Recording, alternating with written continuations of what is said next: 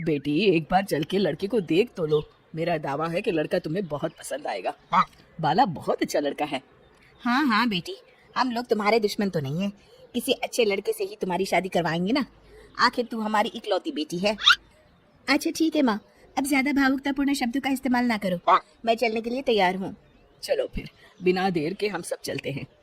सभी बाला के घर पहुंचते हैं। अरे क्या बात है बहन जी, अभी तक आपका बेटा नहीं आया?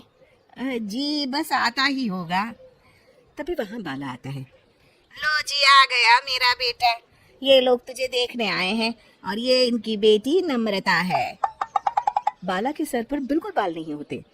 ये देख नम्रता और उसके परिवार वालों की आंखें फटी की फटी रह जाती है। ये तो टकला है। हे भगवान, माँ पिताजी, आप दोनों एक टकले से मेरी शादी करवाने वाले थे। अरे ये तो पूरा उजड़ा चमन है। देखो बेटी, इस तरह किसी का मजाक उड़ाना गलत है। किसी के बारे में इस तरह की बातें नहीं करते। बालों का क्या है, वो तो आते जाते रहते हैं। लड़का टकला है तो क्या हुआ, इंजीनियर है, अच्छा खासा कमाता है। आप चुप रहिए जी। इसकी तरफदारी इसलिए कर रहे हैं क्योंकि आपके भी सर पर बाल नहीं है। मैंने तो आपसे शादी कर ली, मगर मैं अपनी बेटी की शादी एक टकले से बिल्कुल नहीं करवाऊंगी। अरे ये क्या, कब से आप लोगों ने टकला टकला लगा रखा है? और माफ करना, तुम भी कोई हूर की परी नहीं हो। तुम लोग मेरे घर में आकर मेरी ही बेइज्जती कर रहे हो। निकल जाओ यहाँ से। हाँ हाँ तो जा रहे हैं ना, हमें भी यहाँ रुकने का कोई शौक नहीं है। नम्रता और उसके परिवार वाले उठकर वहां से जाने लगते हैं। तभी नम्रता का छोटा भाई जाते जाते कहता है, टकला, तेरा बाप टकला। और इस तरह बाला का रिश्ता टूट जाता है। फिर एक दिन सड़क के किनारे एक आदमी घूम घूम कर कंधी बेच रहा होता है।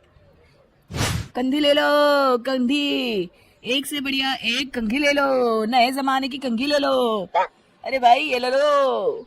घूमते घूमते वो बाला के पास पहुंच जाता है। अरे भाई साहब, कंधी लोगे क्या? ये लो। तभी उसकी नजर बाला के सर के ऊपर पड़ती है। अरे माफ करना भाई साहब, आप इसे लेकर क्या करोगे? आपके सर पर तो बाल ही नहीं है। आपका तो स्टेडियम पूरा खाली है। चलता हूँ, कंधी ले लो, कंधी ले लो। कंधी वाले की बातें सुनकर बाला को बुरा लगता है। उस समय बाला को ऐसा महसूस होता है कि उसके लिए दुनिया में सबसे कीमती कोई चीज अगर है तो वो सिर्फ बाल है।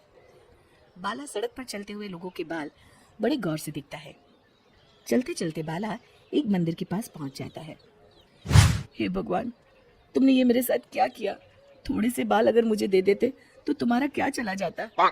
सारी दुनिया मेरा मजाक उड़ाती है। अरे भाई, आज पहला इंसान देख रहा हूँ जो मंदिर आकर भगवान से अपने लिए बाल मांग रहा है।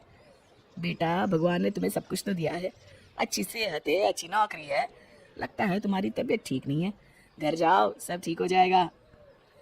बाला वहां से चला जाता है। घर पहुंचकर बाला खाना खाता है और अपने कमरे में सोने के लिए चला जाता है। फिर सुबह जब बाला सोकर उठता है तो आईने के सामने अपने आप को देखकर हैरान हो जाता है। बाला के सर पर एकदम घने बाल आ जाते हैं। बाला खुशी से झूम उठता है। अरे ये तो चमत्कार हो गया, मेरे सर पर बाल आ गए। लेकिन ये हुआ कैसे?